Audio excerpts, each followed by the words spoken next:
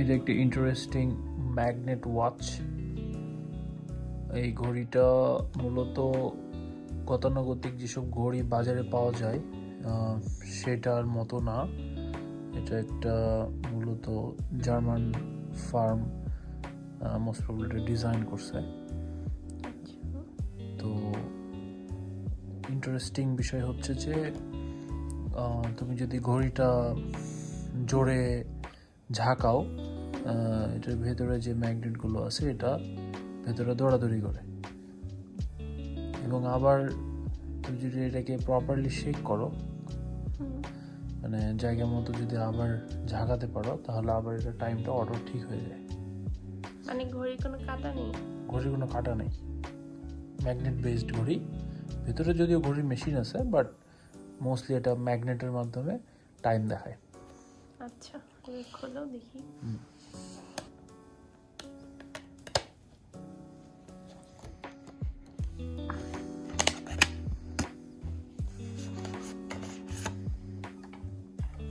বক্সটা তো সুন্দর।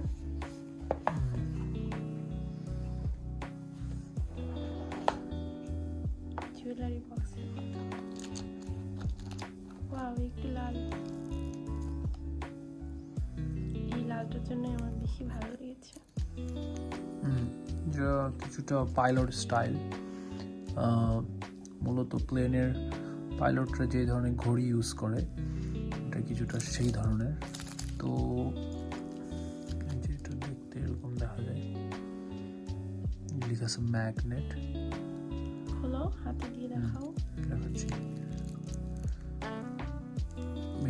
বডিটা কপারের তৈরি বডি।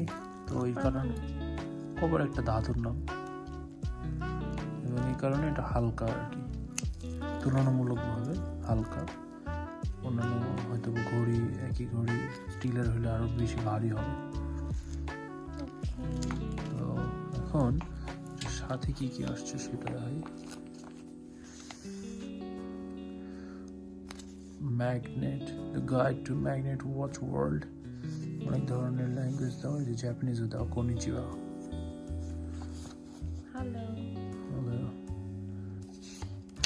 এই যে বলছে হাউ ইট ওয়ার্কস।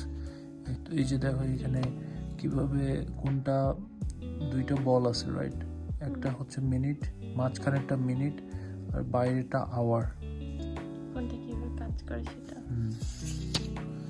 এটা হচ্ছে স্পেসিফিকেশন, ওয়ার্ডস, ব্যাটারি লাইফ বলছে 45 থেকে 36 মান্থ। এই যে কেস হচ্ছে ইউনিবডি কপার বলা আছে। এখানে বলা আছে কিভাবে টাইম অ্যাডজাস্ট করতে হয়, রেগুলার ঘড়ির মতোই। 1 বছরের ওয়ারেন্টি। আর এই জায়গায় ঘড়ির বেল্ট বা এই যে ব্রেসলেট, এটা চেঞ্জ করার নিজে করা যাবে, সেই জন্য এখানে একটা ফিচার দেওয়া হয়েছে। এই যে, তো এটার জন্য আলাদা করে কোনো কারোর কাছে যাওয়ার দরকার নাই, এটা একটা সুবিধা।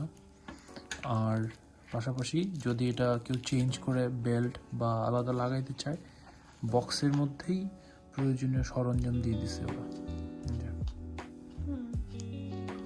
নিজে খুলে এটা করা যাবে।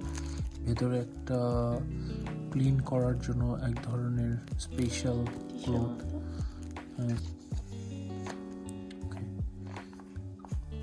এখন পরে দেখাও। হ্যাঁ,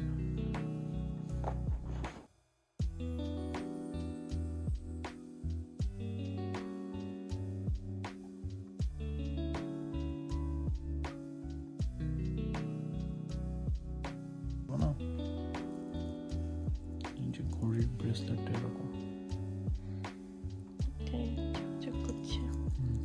ব্রেসলেট, তো এটা সহজেই স্ক্র্যাচ বা এগুলো না পড়ে, এই জন্য এটা প্রপারলি র্যাপ করে দিয়েছে। এই যে ঘড়ির উপরের পার্টটা খুলে দেখাচ্ছি। তো আরে টেপ দেওয়া আছে নাকি? ছোট্ট ইউরো একদম এই সময় আবার হচ্ছে ডিশ ওয়াশার আবার অন হয়েছে, একদম শেষের দিকে অন হয়েছে না। ওয়াও, লাল কালারটা অনেক সুন্দর। গেঞ্জি ইয়াটা সরাও বেশি করে। এই যে ঘড়ি পরতে যে হাতে দাগ পড়ে গেল, একদম হাত আশ্রয় ফেলছো। ওই যে ঘড়ির চেঞ্জ যেটা লাগাতে হবে না, এই যে এদিকে দেখো, এই যে ইউটোর আচ্ছা, ছোট করতে হবে চেন কেটে। 11:25, তাহলে এই যে 25, এটা হলো 25, রাত 11:25। হয়ে গেল। ইউকে বাবু ঘুমাচ্ছে আর আমরা এখন এগুলো করছি। ইউকে বাবু থাকলে তখন টানাটানি করে একদম তো না কাটলে হবে না। ধরে থাকবো, এমনি শুধু দেখি আমি কেমন লাগছে সেটা।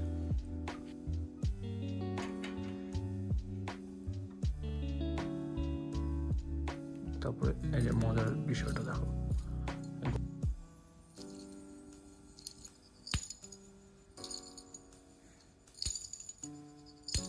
ঘড়ি নাড়ানোর পরে অটোমেটিক 11:30 বাজে। আবার এমনি এমনি হয়ে গেল।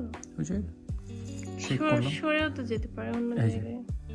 যখনই জায়গা মতো বলটা আসবে না, অটোমেটিক বলটা ম্যাগনেটের চুম্বকের মাধ্যমে ওই জায়গায় আটকায় যাবে।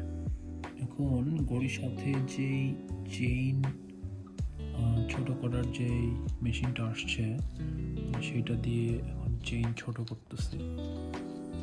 কয়টা কাটছো? আমার তো মনে হয় 6টা কাটতে হবে। এটা তো অনেক বড় চেইন দিয়েছে ওরা, যেটা খুলে গেল। অনেক মোটা মানুষ পড়তে পারবে।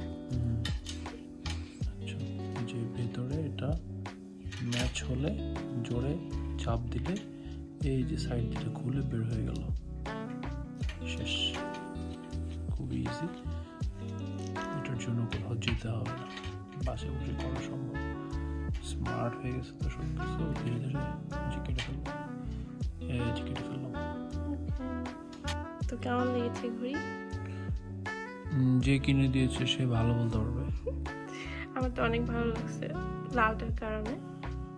ইন্টারেস্টিং স্টাইলের ঘড়ি তো, এরকম তো সাধারণত পড়া হয় না।